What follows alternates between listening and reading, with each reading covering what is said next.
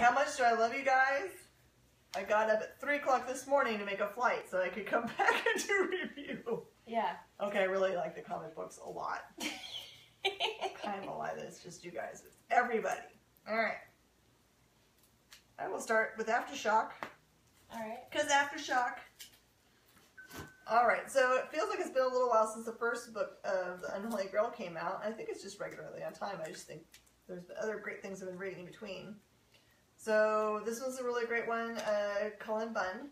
This is the second issue, and if you guys missed it, you should totally jump in, especially if you like really cool kind of historical feeling books that aren't really actually based in history.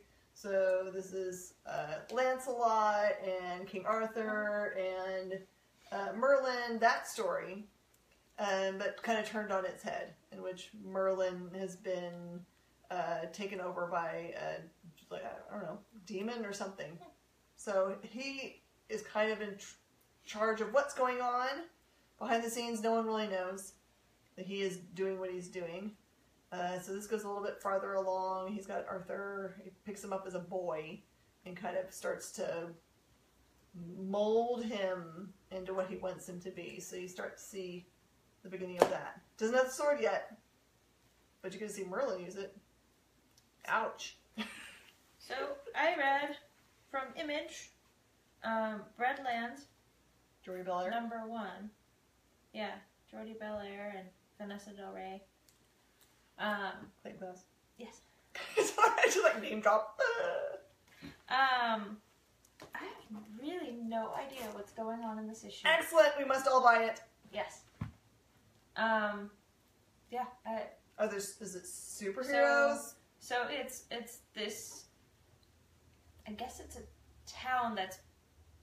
So it takes place in a. Like, I guess the sheriff's office. Okay. Where they're trying to keep out.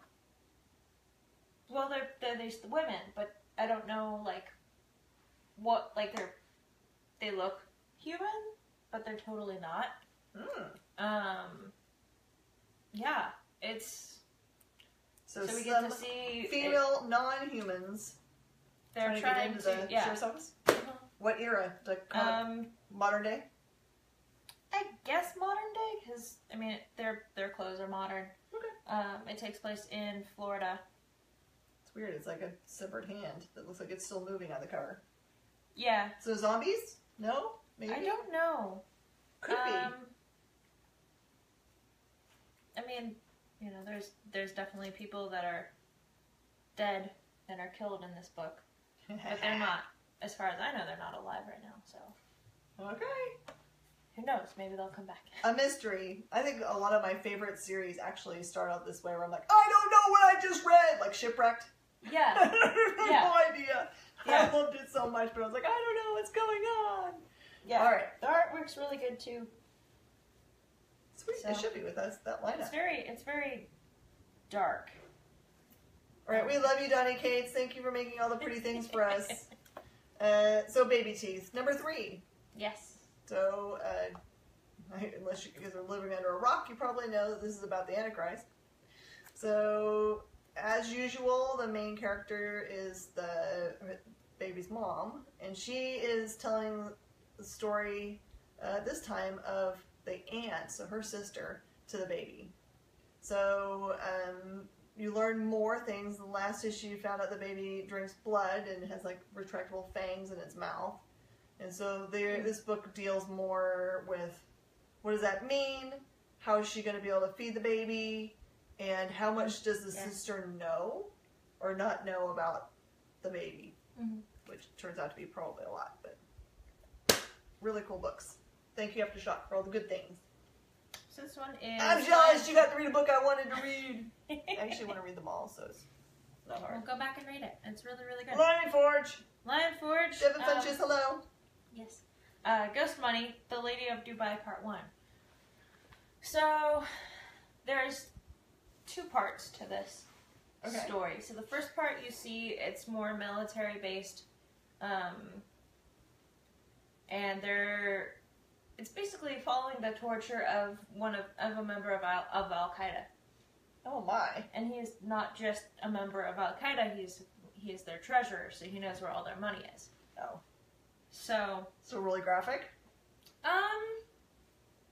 Or off panel? So it's totally on panel, but it's not like physical torture. It's more of like psychological. Like one of them is a rave where he's 6 stories underground or something like that, and he's tied up and with duct tape over his mouth in front of 2 huge stacks of amps, and they're playing music.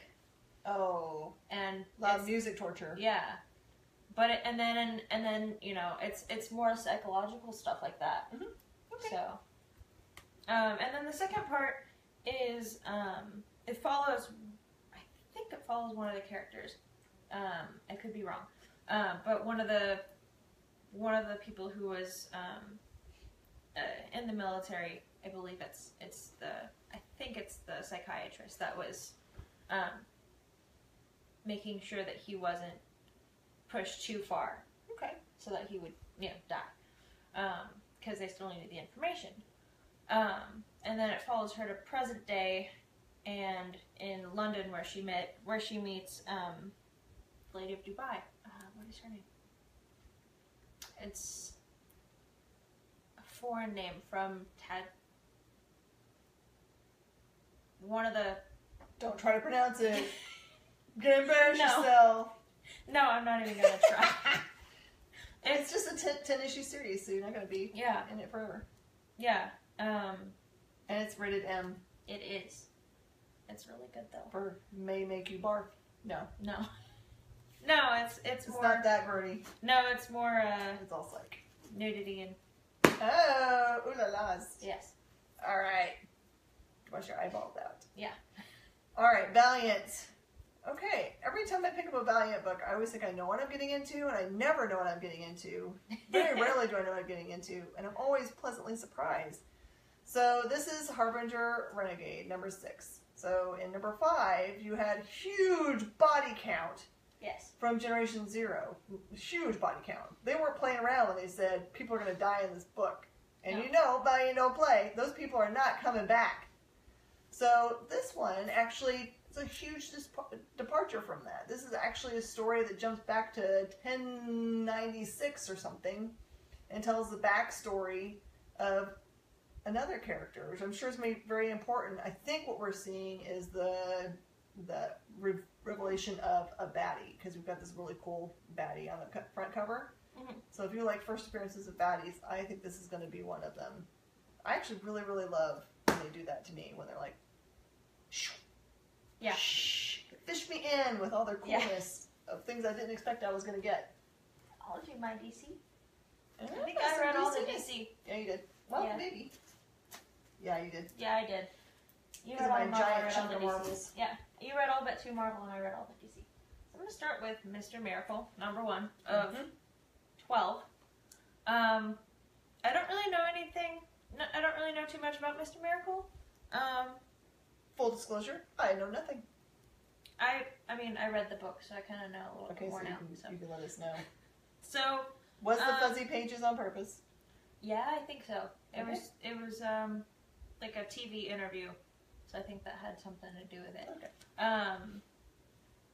Yeah, I mean, Ghost Money also had some fuzziness when there was like an explosion, and the artwork was also kind of fuzzy on purpose. So I like when they do that. When the art is a hint. It's like, okay, but I don't know if this is my eyes or if this is on purpose. She actually asked me, she was like, is this out of focus or is it me? I was like, do I need to clean my glasses really good? Of course, I've only had 3 hours of sleep, so I'm probably not the person to ask. This is true. So this one, it kind of sets you up about his background, if you have never read anything about him, about what they're going to do in the next 11 issues, and a little bit of his character as well. So it's a great jumping off point Full disclosure, I have heard that on one of the earlier pages there is some very graphic violence done to him. He does to himself. So, there was not to himself. no, but like someone was hitting him, but he was getting up and basically letting himself be hit over and over on purpose as training. That's what he called it. There's something else. It's his background stuff. It's alright. We'll let everyone read it. Yeah.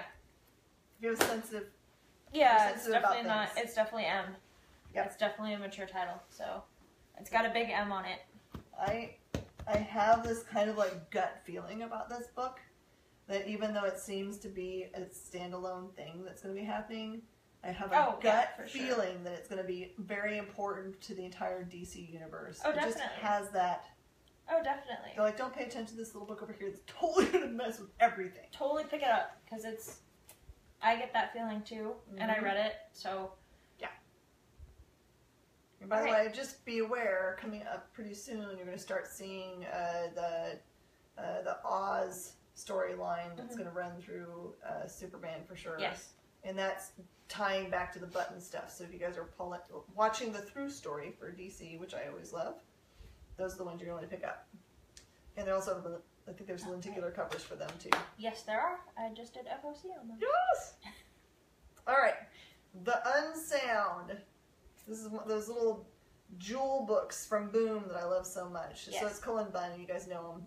Big groupie for writers, and this is one of them. Mm-hmm. So if you like books that make you... 2? This is 3. Oh, this is 3. Mm-hmm. That make you question whether you know what reality is. This is going to be one of them.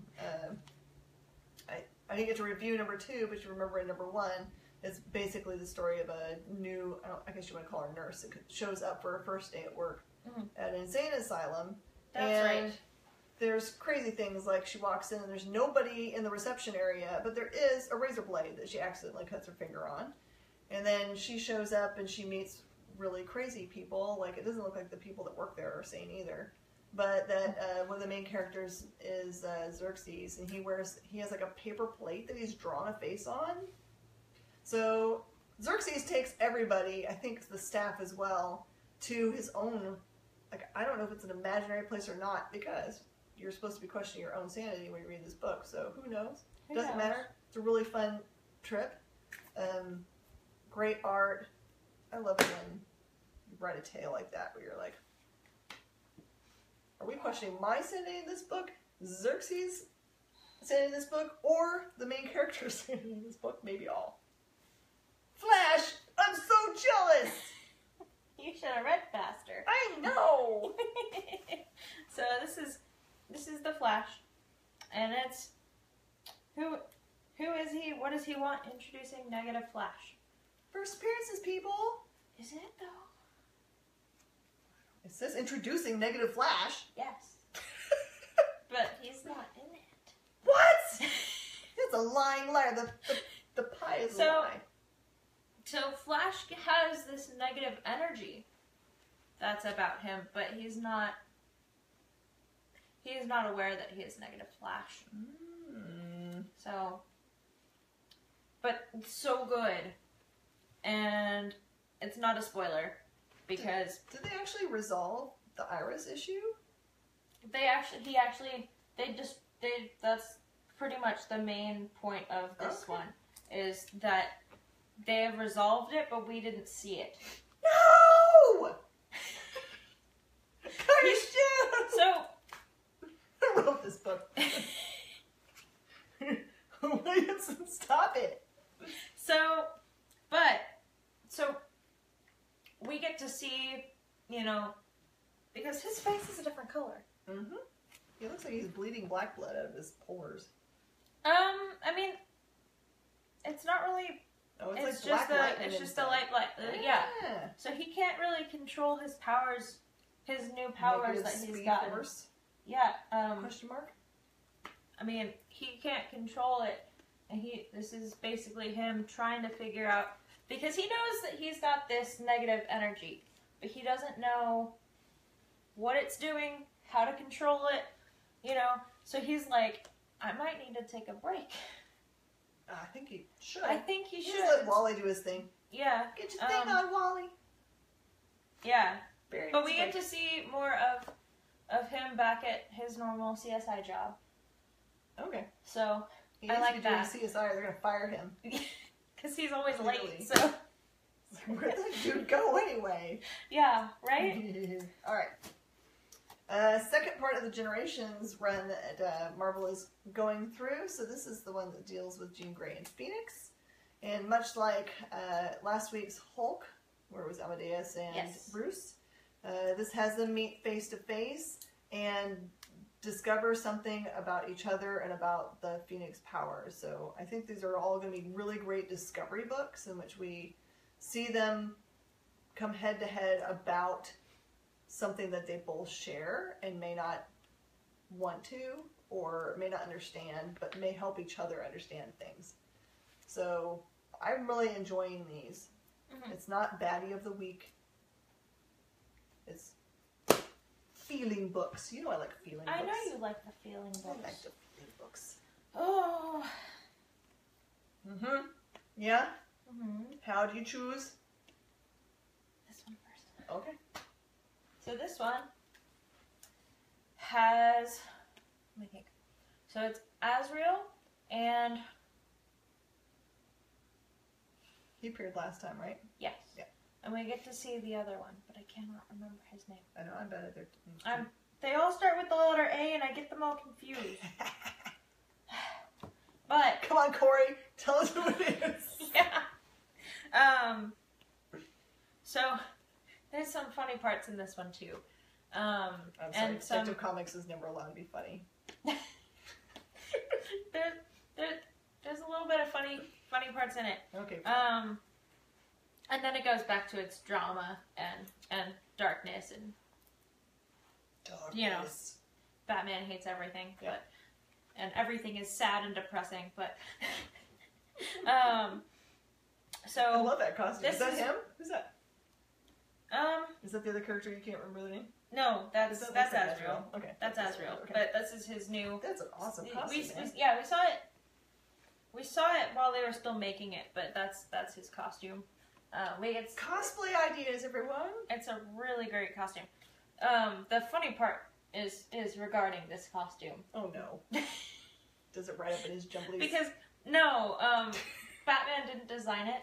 It's so bad, that's where my mind goes. Yeah, it kind of is. But I think about comfort in costumes. I don't know. No, it's the whole design that Batman didn't design it. Oh, it's all black or gray? It's not. So it's oh, like... my word. Oh my goodness gracious. No, it's got blue and red and yellow and I love pretty it. things, and I love it. And then, so that part gets resolved, and then it brings up a whole new problem that they're gonna have, like, not like a problem, like it's something that basically another character is revealed to be alive, but they don't know. Previously supposed to be dead? Or they just didn't know where he was? They were? They were assumed to be dead. Okay. But now Batman's like, no! Why'd you... So, yeah. But, okay, that was good. Acting class. Definitely wanted to pick up, mention of a previously thought to be dead, or just disappeared out of, That's the theme with that this week. Yeah. Going forward with the books that I'm doing. Alright. Oh, good. Alright. So, everything that I've got from here on out is tied into Secret Empire. But I have no books. I know. I'm not going to go through them all. I'm just going to okay. just saying all the ones I'm going to touch. So, and sometimes when I do the review, I tell you that these are kind of not important to the Secret Empire storyline. These are all, may not be important necessarily to Secret Empire, but are definitely important within the storyline for the character and the books. So, if you're reading Amazing Spider-Man, you absolutely have to have this book. Everything comes to a head with the Superior Octopus. There are crosses and double crosses in this book related to Parker Industries. So, yeah, it's a great cross and double cross. And so it's very important to Amazing Spider-Man, but not necessarily to Secret Empire. Very. Yes. Good. All right. Action Comics. So, this is right after their vacation. They're back home from vacation. They are moved now to the city. They live in the city now. Yes. And so Superman's off. He's like, our short little vacation is just enough for me to get my energy back and go save the world again. Lois doesn't think he's had enough vacation because he's too happy about going back to work. He seemed so chill during the vacation. He was counting the minutes or something. No, but like... He's like me. So, I was counting the minutes during my vacation to come back and read comics. Well, yeah. But you still had fun. And he totally still had fun. So we get to... So first few panels is him saving, a submarine or something. I think it's a submarine. I don't think it's a boat. He's a train with a face in it. What in the world? No, that's there's a separation there. Yeah. It looks like there's a face in it totally does. It totally does. Not that you guys can see it because it's backwards, but... And reflectively. Yeah.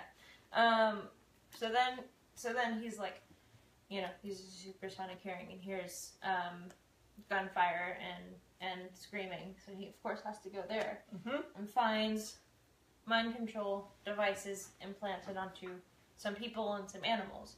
So they have to figure out. So he has to figure out that, and then saves the day. Figures out it's going on all over the world. So he has to track down where those devices are coming from and how they're all over the world, all over at once. So, and everything like that.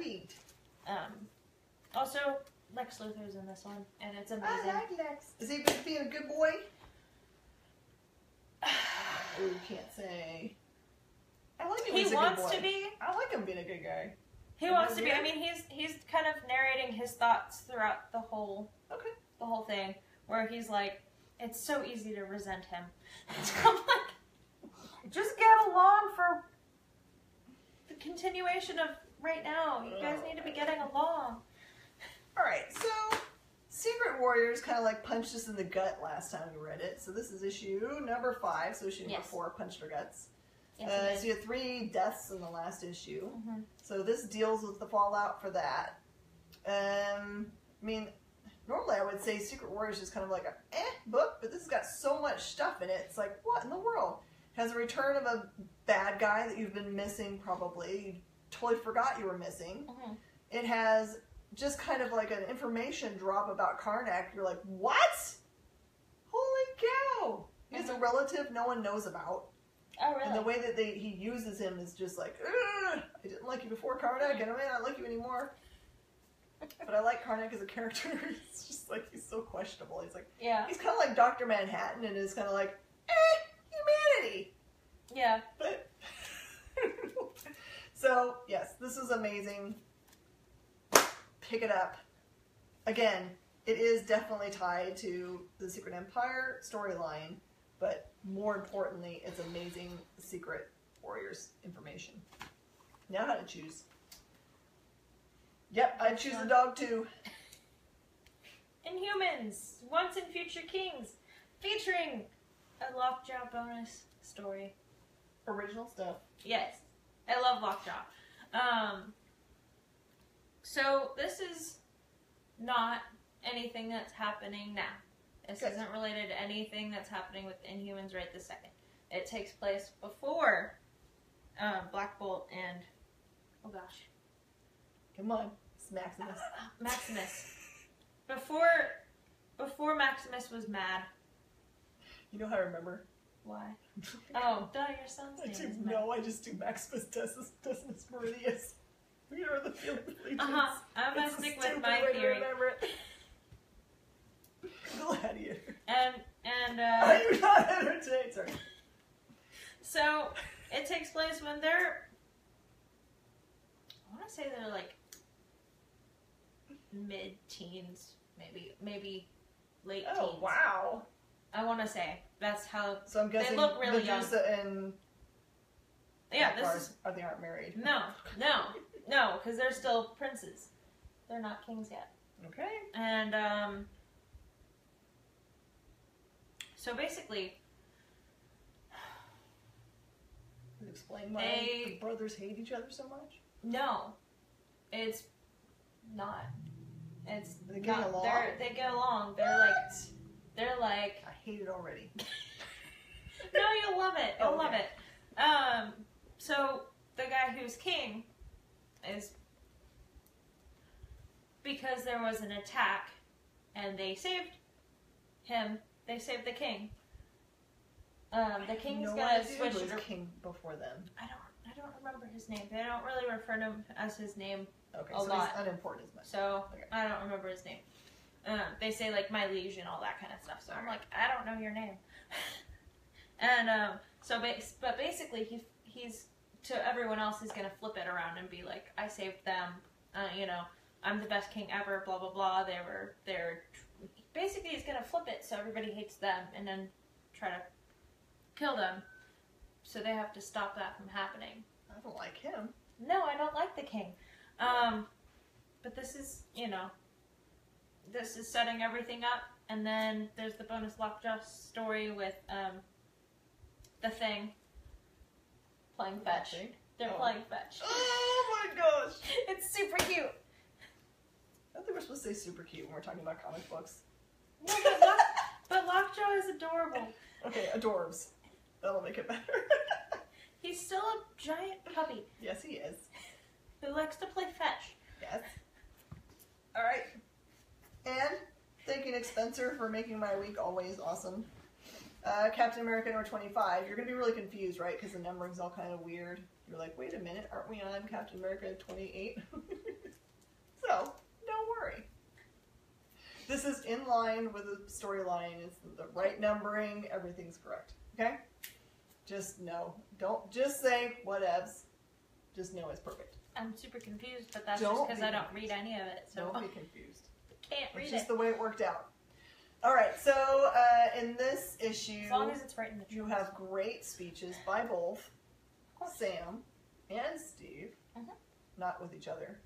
And yeah. So it really is everything coming to a head between them, and how much can I say about this one without messing everything up? Yeah. There is revealed on the last page the return of a character much beloved that was assumed dead. That will make you squeak because he has great abs. That's all I'm going to say. Alright, so Star Wars, Cassian and K2SO. Sassy bot. This is basically how they meet and how they, of course, K2, when they meet, he's not. Isn't he like an Imperial? Yeah, droid guy? he's still an Imperial droid that is still on the Imperial side when they meet. It's basically how he becomes how he gets on Cassian's side, and how they meet and how they get away from, of course, because he's with all the Imperial troops and everything. Cassian is at Starbucks and gets a crap and like accidentally spills it on K2SO and like fries his circuitry. And they're besties. Yep. The power of Starbucks. Yep, no need to read it now. Alright, what happens in Secret Empire number 8? I'm not telling you nothing! You'll tell me later. Okay, so a billion things happen in this issue, on my words. I'm sure you guys have figured it out by now that the art style changes within the book. That's a key to what you're looking at for this isn't part of the what's going on. Maybe necessarily in reality. We don't know. I still don't know. I don't have any inside information. I've just been paying attention. Okay? So you've got the group that is stuck in Manhattan under the dark force shield. Yes. Dome. And then everyone else is stuck on the outside of Earth, outside the shield. And they've been trying very hard to take both those things down. So there's much progress made toward those ends in this book. And also toward the progress of finding all the pieces of the cosmic cube. Yes. Okay? So that's all important information. And in part of the painted panels that we've been seeing of the Steve Rogers, we're not sure where he is or who he's with. You find out who he's with, the blonde. Oh, good. Find out who that is. And you find out he's not alone in there. There's somebody else that shows up on the very last page that made me squee just because she did squee. I'm a little bit of a fangirl for this character. Now, that could be anybody. That's true. So everybody enters the playing field. So you really do see everybody. Everybody? I think so.